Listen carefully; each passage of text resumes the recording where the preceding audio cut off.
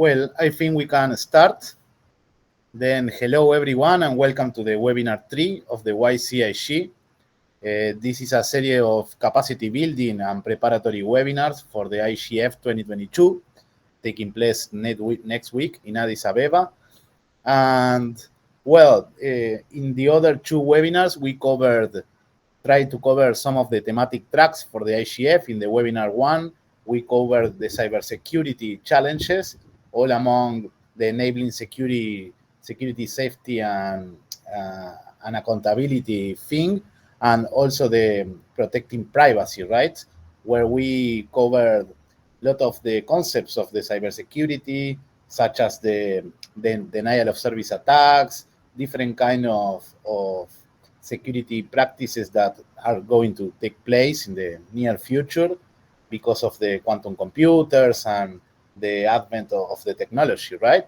And then in webinar 2, we covered the other thematic track, the one about advanced technologies, including AI, when we covered not only about AI, but also about IoT, metaverse, and blockchain with our guest young experts in those webinars.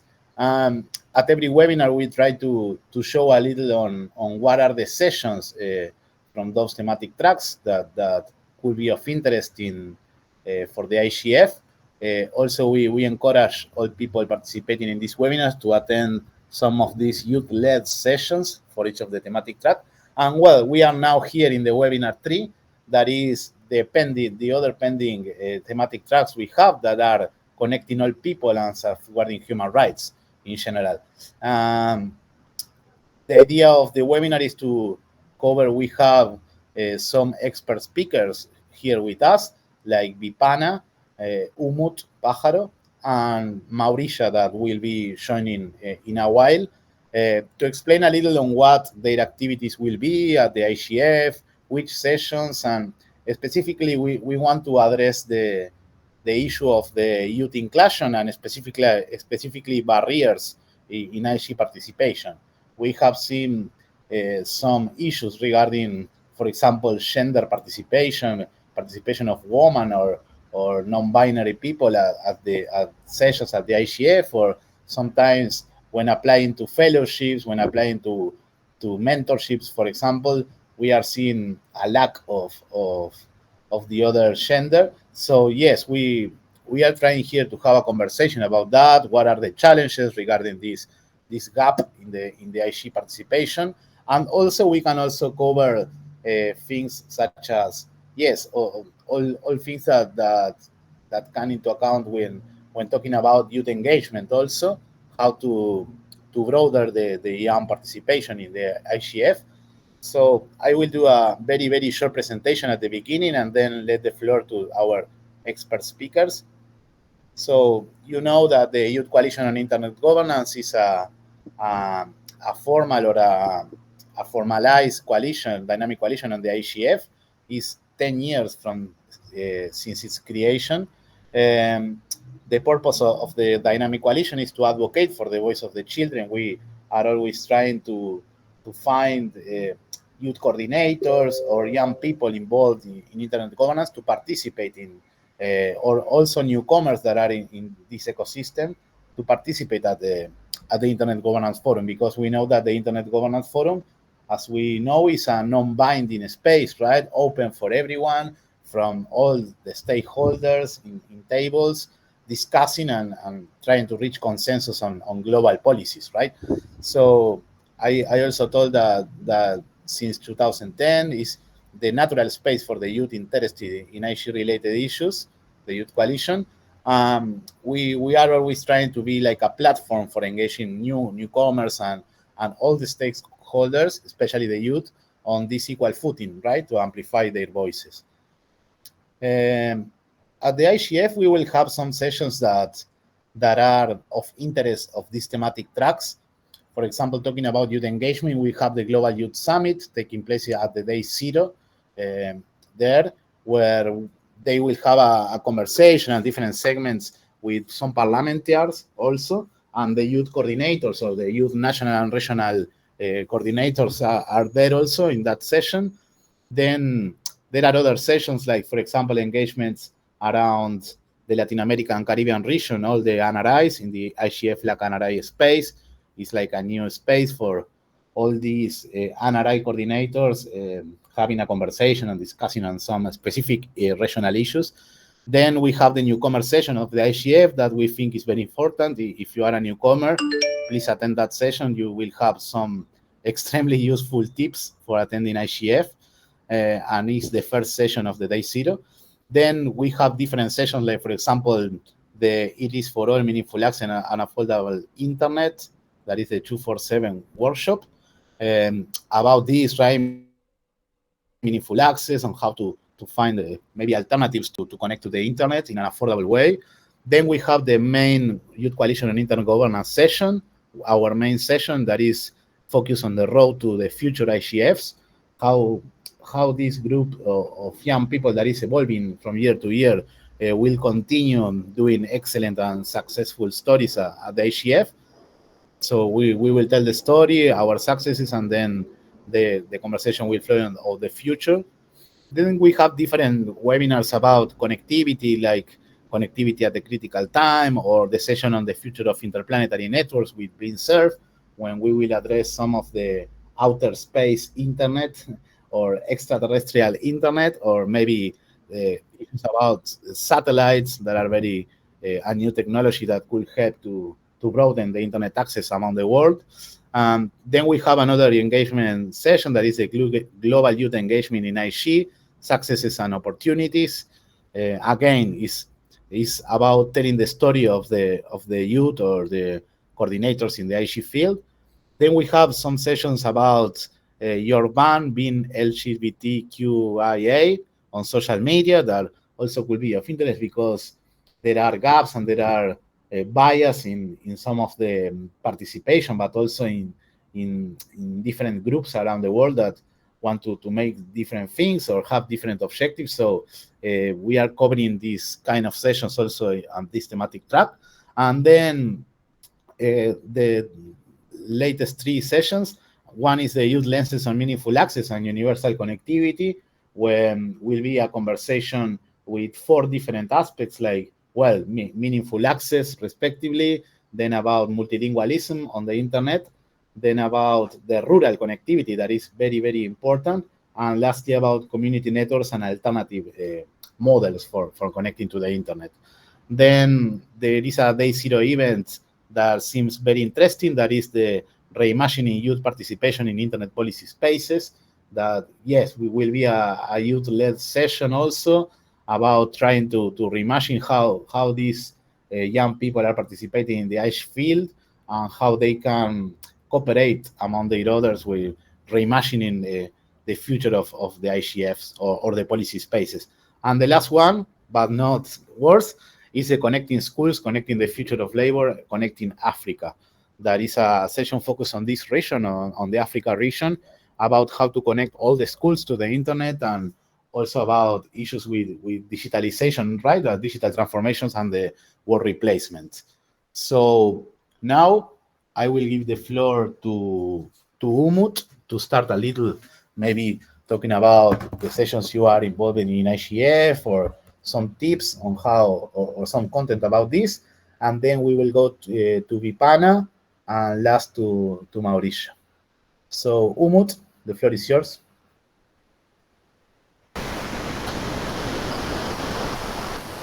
Well, hello everyone. Well, as Nico said, I'm Umu Pájaro Velázquez. I'm from Colombia. Right now, I'm the chair of the Gender Standing Group from ISO, and also I'm involved in as one of the members of the Jew Standing Group from ISO and the Jew Coalition Internet Governance, and a member, just a member. Well, especially to my case that I representing mainly the Gender Standing Group, I had to say that this year we going to be for first time with a booth in the IGF. The main idea of us of being involved more actively during the IGF is that people start to recognize what exactly is about the gender standing group, what is our vision, what is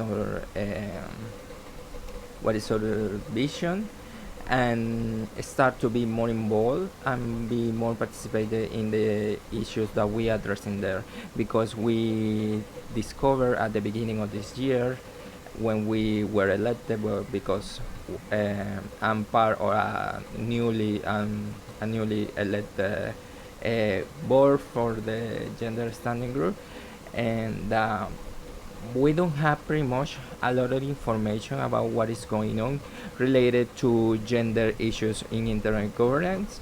So there is not much discussion about gender inclusion in a beyond the binary. Just yes, we talk about women issues and women rights and women inclusion and women empowerment in the IGF for a couple of years now, but we also believe that is about to start to have conversation or inclusion or another genders or another representations beyond the binary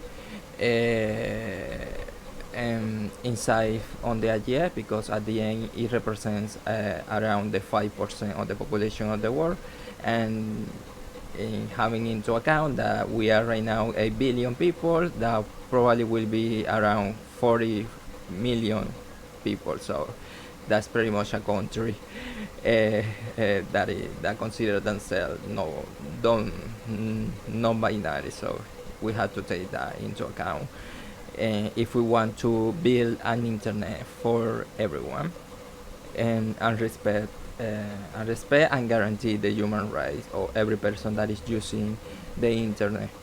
And as we want to do that, not only having the book is important for us, because the book it would help to people to understand that is that inside our internet society there is a group of persons doing something to change the things and start to face these barriers that people, that women and gender diverse people have in internet in general. And but also we had 3 sessions. These 3 sessions are, one is a workshop that is about meaningful connectivity and affordable access, because it's not only we believe that it's not only necessary that people have access to the internet in a way that we put the infrastructure in the places, but we need to provide another tools in order to have that really meaningful access to the technologies and guarantee um, a way, yeah, a way, a way to empower women and gender diverse people and be able that they can change their lives for good, and being able mm, to make the digital rights and the human rights work for them. The another thing that we're going to address is in the second session, that is more like an informal session. It's a networking session that is open for everyone that want to be involved. That is consistent. That is going to be the excuse is a conversation about content moderation in social media, especially for LGBTQI people, and how these content moderation tools or content moderation rules actually affect more LGBTQI people than other other populations in social media. So we want people to see through the sample of LGBTQI people how this content moderation tool works and how can eventually affect anyone if we still uh, letting this like double standard community guidelines uh, happen inside all the different social media platforms. And the third one is a lighting tool that is going to try to respond a question that I received from a lighting tool that I had last year on how to regulate artificial intelligence with within a queer perspective inside of these regulation or the different regulations. There is some examples around the world on how to use a feminist perspective inside of different regulation or policy making.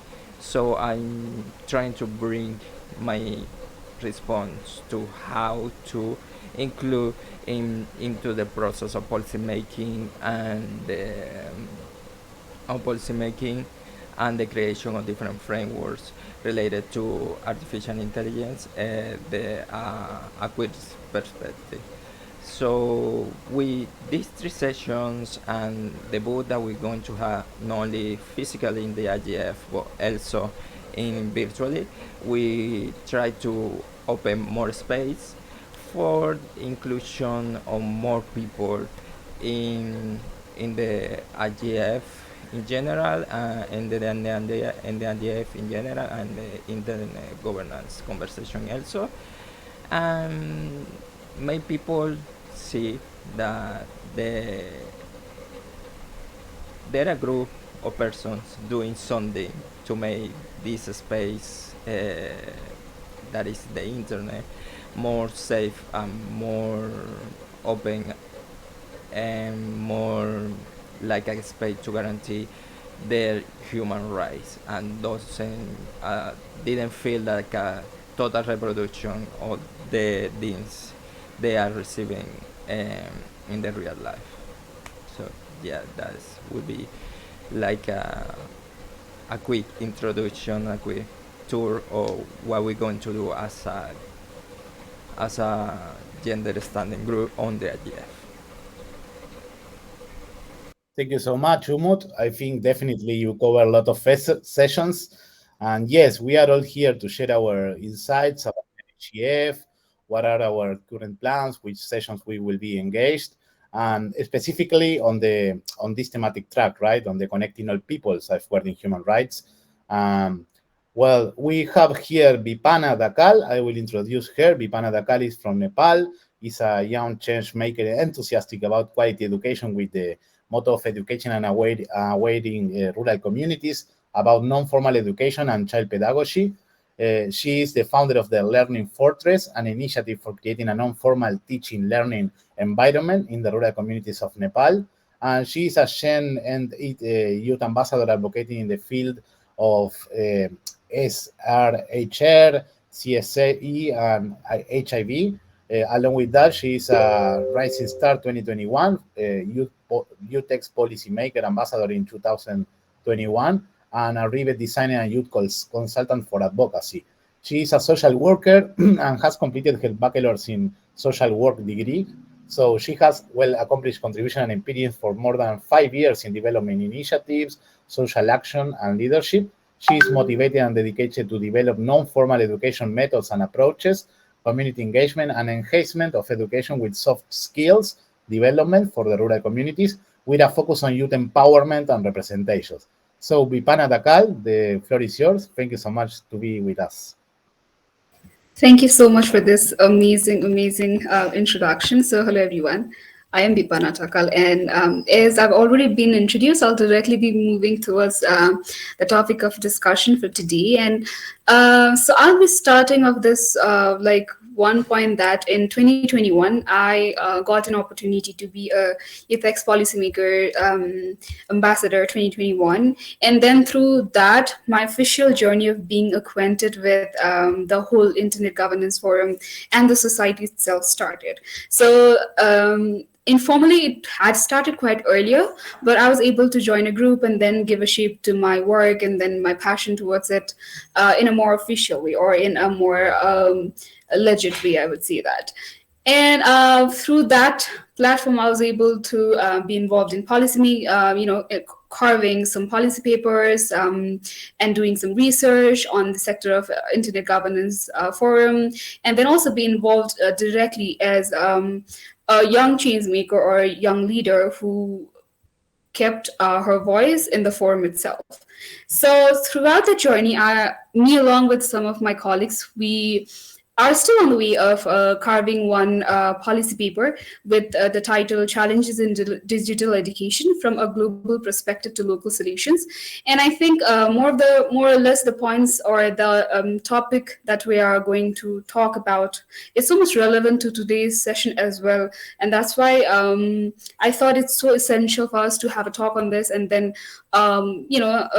put on some thoughts together that what can be done better, what can we be including better on this policy paper so it can come out well. So some of the things that we have highlighted throughout on this policy paper, and also like aligning it with the fact that what are some of the challenges with or among young people who are not able to be interacted or be inclined with the internet society or the platform overall. The first being lack of platforms or lack of resources itself, because a lot of young people, a lot of people who want to be associated with this platform still would not or are not even aware about the existence of it. For example, let's take an example of my community itself. I belong to a rural community of Nepal, where the access of internet or the access of social media is not so much in there. People are not acquainted to use it. So the means of change making, it really is not so much associated with the digital platform or with the platform that we are used to. So in order to reach those communities, it's so difficult for us to do the social media campaigning or advocacy throughout. We have to go in the community itself and then talk in one-on-one to those young people or to the stakeholders who are working in that community. So the challenge being in fact that there is lack of resources and the lack of platform of people not being aware about the existence of the society itself or the internet governance forum being in there is one of the problem. And another one being the lack or the irrelevance of global and the local initiatives. So a lot of time what happens is that the local initiatives that are in the community itself are so much limited. They do not get the exposure, as I said, because of the lack of resources or probably any other means, right? So because of this thing, the initiatives could not be aligned properly. The projects that are the good projects that are happening in Kenya probably would not be able to get that highlight or would not be able to get that appreciation or the linkage to collaboration in the global platform because of the lack of proper means of resources for many people around there.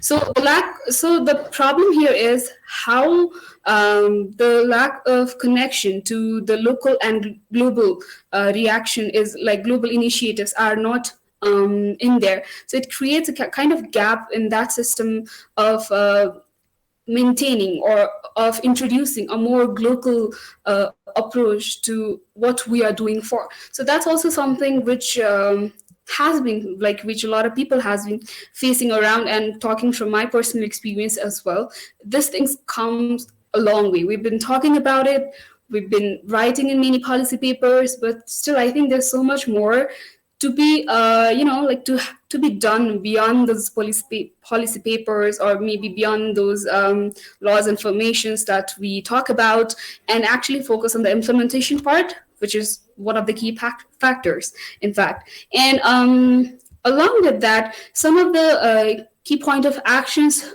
would be about like the kind of gender disparity or the kind of like bridge or the gap or the loophole that is there in the system itself when it comes to gender disparities in the community itself. It is there.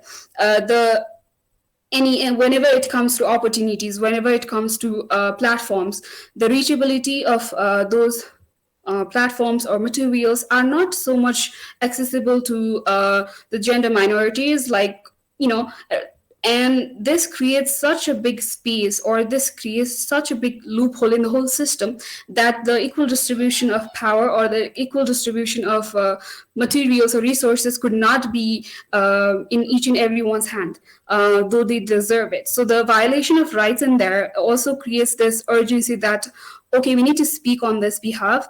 We know that this thing is being run down even in our society.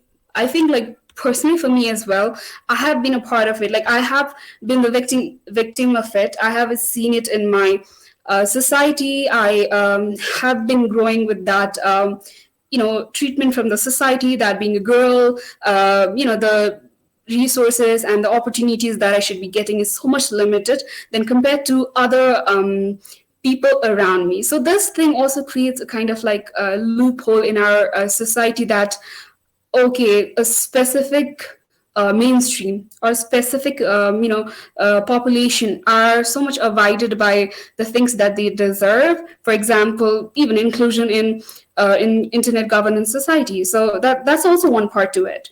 And along with that, some other things to be that we have been discussing or that we have been advocating for would also be the lack of engagement with stakeholders. So linkage and collaboration partnership is really, really important. Whenever we talk about crafting that policy paper into implementation, it's a long way out. It's not always about some statements, or it's not always about some documents that we draft. It's eventually about the programs or the plan that we take back in the community or that we implement, right? So with this thing also, the lack of collaboration or the lack of linkage between the stakeholders, be it private, government, or different like nonprofit sector, the thing is that without this collaboration, we would not be able to exactly come together and march your voice towards what we are advocating for. For example, if I'm advocating for gender inclusion in internet governance, then I should be, as an advocate, be able to have my voice heard or associated with those stakeholders. I, along with the concerned or the responsible authorities, should be able to come up to and then call upon those stakeholders for partnerships, or probably like draw their attention towards the lackings or towards the thing that we are responsible to do or that we are abided to do. So this is also something that should be like considered whenever we talk about this huge loophole or this huge gap in inclusion or like participation, why there's not so much participation, or why there is not, like, as far as we're trying but still not getting that perfect picture of including everyone in our society, or including everyone in this whole advocacy campaign of bringing together people for internet governance. So this is something also that should be considered, or that we are looking up to, and hopefully through this paper, not just through this paper, but as far as we're concerned, individually as well, I think we should be starting to draw the attention of local government, local government, and then linking them with our work or introducing them our work. So this is who we are. This is how we work, and with this linkage, or with this like network formed, a small initiative or the small step that we are taking forward really has a great motivation to move forward with. And some other things that came along with be obviously the interaction or the kind of influence that our society come from, or the priorities that are set as per communities. For example, in my community, probably poverty is one of the attention or one of the priorities set by the government or the local government or the authorities around. And people are not able to get over that. There's only one major problem, that's poverty. And the attention or the kind of exposure that problem is getting is really, really degrading or really, really diminishing all other problems that are in minority position. So it's like not looking after those minority problems, but only focusing on the majorities that is on the platform. So if this problem would also be like kind of targeted for, or if this problem would be speak up and like, okay, there are certain priorities, but we have to make it intersectional. Okay, poverty is one problem, but what about young people not being able to be included in the platform of using internet, or the access to internet or digital devices or this or that, right? So trying to make this whole scenario more intersectional rather than just like putting more focus on just one problems that might give one solution, but it would also lead to a position where the other minorities problem would like start facing this space where they would not be having any solutions. So like using this intersectional approach to solving these problems is also really really needed. And overall we have throughout this policy paper, we have tried to discuss some of the thing and with major our attentions towards like digital education and how it has been impacting our communities and what as an advocate we are trying to do. And there's so much more space that we want to include. We want a lot of like people's attention, or probably like some discussions being around that. So for this reason also, me and Mauricia, we are on this platform using this amazing opportunity to discuss how this topic relates with the fact that the lack or the gap in internet governance like whole theme is there. So I think I'll just try to wrap it up here, passing on the note to Mauricia. So she'll be talking more about the things that she has to see. So thank you so much again for this amazing space. Yes, thank you so much, Bipana, for giving us a contextual understanding of what is happening in your community and based also on your research. That is, what the barriers that are standing in the way of youth inclusion and also the inclusion of women and girls in internet governance spaces. And that's exactly what we are all here to talk about today, or continue to talk about, because I mean, we've already started with the mood and we've delved a bit deeper with your outline that you have also provided for the results that you have seen in the research you've done, and also with the policy paperwork that you have been working on. And to connect to what Bipana has so beautifully outlined, we are seeing that literally what is happening on the ground, or what we'd say on ground level, is filtering through to the participation at the IGF forums, especially the IGF, the global IGF meeting. We are still seeing not enough women and girls actually actively participating in the forum. As a matter of fact, in 2020, we had it was an online, as you all know, an online meeting. It was virtual, and we expected that there would be an increase of participation of women and girls at the meeting, because you are still not needing to travel, and perhaps it would minimize the barriers that you face with regards to participating and making your voice heard on international platforms such as the IGF meeting. Unfortunately, we still had 47% female participation and a whopping 52% male participation, and only 1% identified as other. I will say on this note that we really need to be more intentional about our languaging on when it comes to gender. We can't be just creating an other category when we have a whole LGBTQI community. So we really need to work on the languaging around this.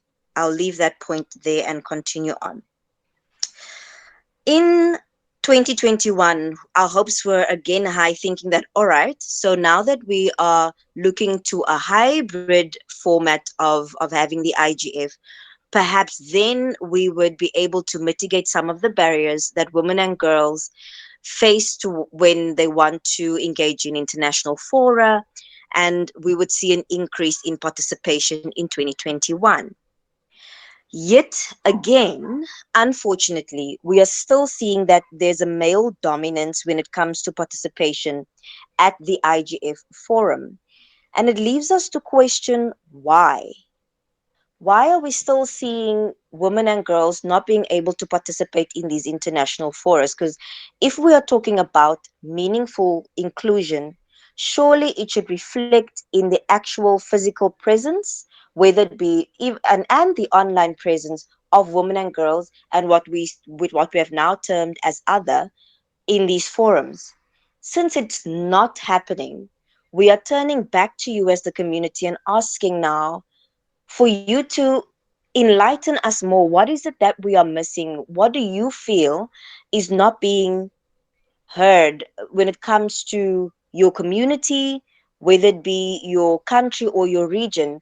Because it is still, it seems like we are going around in circles, really. And if we are not going to continue exercising the multi-stakeholder model of listening to everyone and getting everyone's feedback, and not coming from a top-down approach, but really finding out from the communities what is happening, we're going to constantly miss the gap, right? So I'm not going to talk too much. I want the room to speak back to us and tell us what is the realities, what is happening, what do you see as barriers. Bipana has listed a few based on her research. Do you agree on what she has said, or do you feel like there are other barriers we have missed? So we are really eager to hear your thoughts.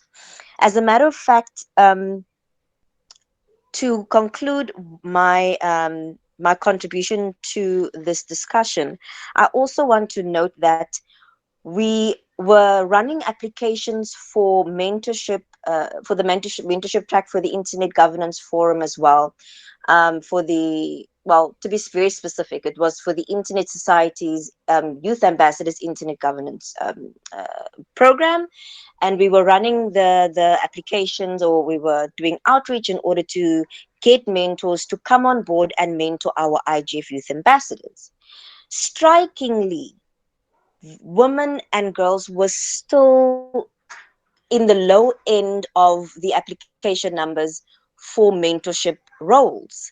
So again it leaves us to question, why are women and girls not coming to the fore as much as men are coming to the fore in international platform spaces? Why are we still seeing women and girls not taking up enough leadership positions? And also, I would leave the same question to the LGBTQI community as well. Because if we are not going to address it and hear the truth and hear from your mouths, there is absolutely no way we can move forward or begin to, see a change. And to be very frank, we need to stop going around in circles. It can't be just a number that we mention in order to sound good. We need to see an actual change in the participation at IGF level, at the meetings, women and people from that identify with LGBTQI communities, that their voices are heard, that we are really being inclusive and not just leaning on numbers to sound inclusive. So that being said, I have a question to pose to the floor and to open up the discussions as well. What do you see as the barriers to youth inclusion and to increasing gender inclusion, the inclusion of women and girls, the inclusion of the LGBTQI community at international fora? I leave that question over to you and also hand over back to you, Nicholas, to continue on with the discussions. I'm looking forward to hearing your responses. Thank you so much. Yes, exactly. Will be very nice if people would like to start raising your hands to say some comments, some responses on Mauritius' question. Also, what could be the barriers? On my side, I could say that I think that this fragmentation, because we are seeing here some segments, right? For example, gender could be one, but accessibility could be other, right? Like people that is blind, or people have different skills. They found problems or issues in participating in their own countries in common activities. So they are like in another gap that is behind being participating in IG. So that is more specifically. So I think, yes, if we don't address these initial gaps that are on the society, we cannot fully address the gaps on the IG participation. But I would like to leave this open and go to Joshua that has his hand. So Joshua, the floor is yours. Thank you so much. Am I audible? Can you hear me? Yes. Yes. Okay, great. So I'll talk on the side of encouraging women and girls, and I would start. I'm from Ghana, actually. I'm from Ghana, so I'll start with the development of STEM education in Ghana. And one of the things I realized over the years in my area of youth development and advocacy, when you go to the schools and you ask what do you want to become when you grow up, you get a lot of the young, either I want to be a teacher or I want to be a nurse. Whilst you get the guys saying all the fancy thing, engineer, astronaut, doctor, and everything. Well, I think partly based is culture. And the second aspect also is there may be a lot of these young girls who want to branch into these other fields, but do not even understand what these fields are. So what they understand are teaching and nursing. These are things that traditionally, if I'm not mistaken, women everywhere get to understand because of the traditional gender roles that has been played over the years. I mean, way before we were born and we came to meet. So that is a contributing factor. One of the things I would say that we continuously do, and I personally also do, notwithstanding the systemic challenges that also exist, is to personally just help them. Sometimes all they need is an explanation. And I'll start with my journey into the IG community. I came into the IG community in 2021 in Ghana School of Internet Governance. From then, I also enrolled and was part of the 60 ambassadors of the Youth X Policy Program, just like Bipana. And so from there, I was talking to my colleagues, my friends, and I must say, I have been able to mentor three friends who are women, aside from all the other men, three of them are women. And in their journey, I've had to assist them with applying for the Ghana School of Internet Governance. And the good thing is, I think two of them were part of my group where I was mentoring after they got into the program. So I'd had to assist them in every part of their journey. Even after completing the fellowship program, periodically I check on them, see how they are doing, if there are anything they need help with, anything. And I don't really understand everything in the IG ecosystem, but then I get to ask them of their challenges. If I can't solve it for them, then I help them with another person who has that level of experience to give them that kind of hand help. And I think these are things that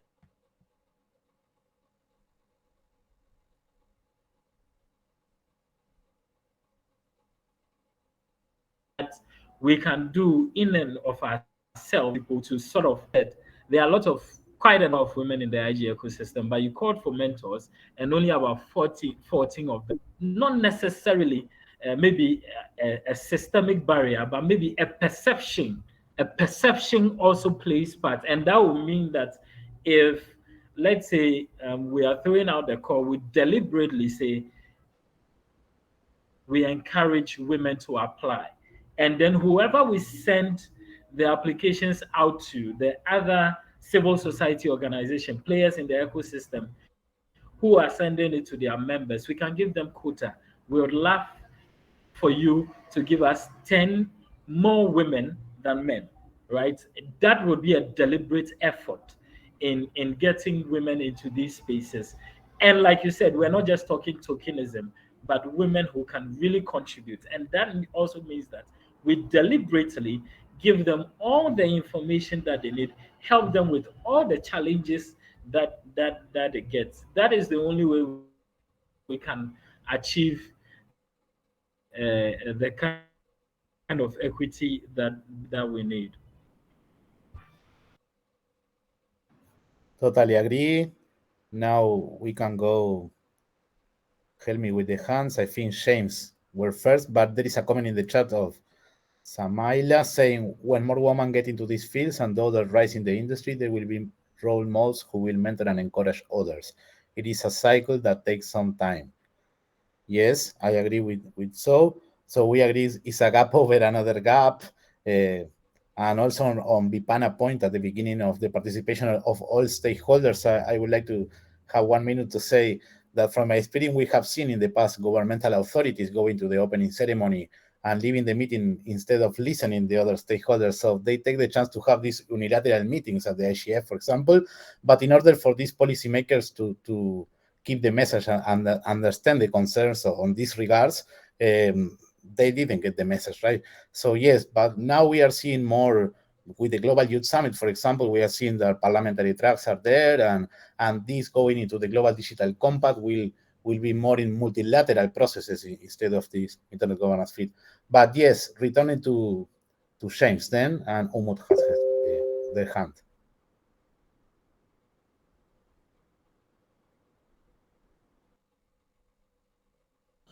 All right. Thank you very much. So I think that the situation of uh, having a much more inclusive IGF space does not necessarily just pertain to IGF. So personally, myself, I am an engineer, and it's railway to be specific. And even in that field, we have like just like barely 7% of engineers to be females. So I think that there is indeed that perception that there are certain things that are meant for men, and then there are certain things that are meant for women. And in this situation, I think it boils down to first of all the systemic structures that have been put in place to sort of limit some of these progress. So, for example, we could talk about even say human rights and protection, for example. So we are looking at situations where, um, for example, girls or women who have been put into a certain career path, they sort of have to choose between probably that traditional role of being a female and going for that path. And looks as if most of the companies are very scared to even, for example, hire somebody who's pregnant, you know, just because of the fact that they don't know how long the maternity is going to take, how how long she's going to be away, how much work that's going to affect. So I think even in that perspective, people are not open to giving a lot of women the chance just because of those things. So if there is a way that there could be some education that could, or even some policies that could guide and protect women and sort of give them that confidence to go into such roles, I think it would be helpful.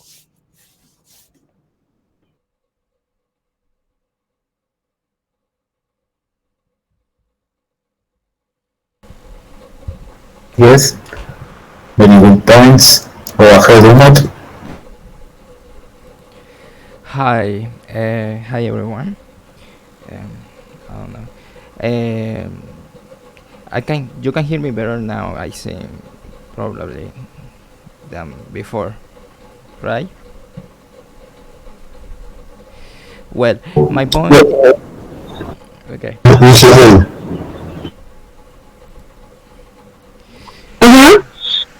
Well, my point right now here is, well, we're still talking about gender as is something that is binary, when it's not binary. We start to address gender as more like a broad issue, and I'm not saying that we should deny the system or the issues of women. We should uh, we we should understand that the problems that women face in society are the same problems that non-binary people are facing in society, and another uh, um, expression of gender are facing in society. So these kind of problems that are facing in society for women and the rest of the gender diversity probably are reflecting in internet, as Mauricio said, and we need to start to recognize that those problems needs to be addressed together and not something independently. We need to, if we're going to do some inclusion, we need to do some inclusion for women and gender diverse people at the same time, because we need to start include inside of this conversation people, inside of the conversation, that people that is from outside of those binary ways of seeing gender, because gender is not but gender is not determined by nature. Even if it would be determined by nature, we have three, because there is naturally we can born with three genders, with three sets, but well, that is another discussion. uh, but yeah, um, when it comes to internet governance, I think that in the cases, for example, of cybersecurity, that's one of the things that I like to address. The cases of cybersecurity, the cases of inclusion on in development of new technologies, as in artificial intelligence, or on computer science in general. We need to see more gender diverse people and more women being part of these developments, because if we still believing that these technologies are for one specific set of people that probably are from the global north and probably are white and probably are male. So we have a problem there, and we need to start to use our voices, because as I see here, Vipana, Mauricia, and I are from the global south, the majority of the world, and we pretty much saying the same thing. We're saying that we need to recognize that we have problem in the internet governance ecosystem and in the internet in general. There is no representation of us. There is no solutions inside of no solutions inside of the technologies that actually include us in a way that can guarantee our digital rights and our human rights. So we need to start to came to solutions with that. How we get to that place where we start to face all the problems that happens outside of the internet. Well, internet is already part of our lives. The COVID-19 make us safe that the internet inside, made the internet is pretty much already in our lives. So we can see that as a just more like a reflection or a complement of daily lives. So we need to start to address our problems as a society and start to be more inclusive, not in terms of only numbers, but in terms of really meaningful inclusion. And that means give the tools to empower and to change the lives of these people, women and gender diverse people, for their own good and for their own communities. That's pretty much what I wanted to say. Good points. I don't know if the main speaker, Vipana or Mauricio, would like to say some words or to close the discussion. Would be very nice.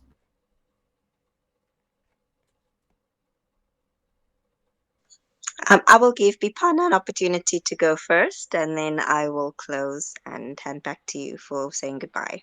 Bipana, any final words from you before I add my little contribution? Yeah, I mean, so hearing from like the space together, like we'll definitely work it out on the paper as well. We'll try to include these voices in our paper and make it more of lively, you know. And talking about these things in general, we think there's a lot more that we want to exactly focus or try to put those elements together in the paper itself. So to make it more relevant for every one of us to read or to take some lessons or maybe to take some points of discussions from. So definitely this has been so I mean useful for us, and we'll definitely try to bring on such more topics in future and try to bring a collaborative space so we can have this amazing open discussion about things like these. So yeah, I mean, really enjoyed this space today and looking forward to other amazing sessions like these and to interact with you guys. Thank you so much for really inviting me in this amazing space. Thank you so much. Yes, I definitely echo Abhipana's sentiments there, and that is one tangible way that we are moving forward with, an action item of, okay, how are we addressing this issue, and how are we taking it to the table where the voices of influence are, so that we can begin seeing physical change, not just on paper. We want to actually see it, like physical representation at meetings of all the communities we have been covering in this conversation today, and we want to hear their voices being, listened to, taken into account, and that decisions from here on being made would be truly inclusive and not just to add to or contribute to or be in line with the popular jargon that is going around within the internet ecosystem. And to close, I also want to say thank you for each and every one of your contributions, because without your feedback, without you telling, speaking truth to power, we won't be able to move forward, because we still find ourselves in a space where often we need to justify why we are even raising the matter. Many of the um, influential voices in the internet ecosystem are still like, okay, so why is it important, right? And I want to leave this call to action to everyone here in the room. Whenever you hear that question being mentioned, remember this exact discussion we've just had. Remember everyone's contributions that came through in this room. And please be confident and courageous enough to step up in that space and tell the voices of quote unquote power why exactly it's important to have meaningful inclusion of youth, of all represented communities, and present in the IGF, present in the ecosystem, and represented not just on paper, but also physically. With that, I close and say thank you for everyone that attended, and let's continue to advocate in our personal spaces and networks. Thank you so much once again, and back over to you, Nicholas. Yes, thank you so much. Not so much to say. Register for IGF, please. We will be very glad that you are attending the IGF, whether virtually or on site. And we have a lot of good sessions to talk about all these issues with the other stakeholders. That is the most important thing. So thank you so much again, and see you in further activities.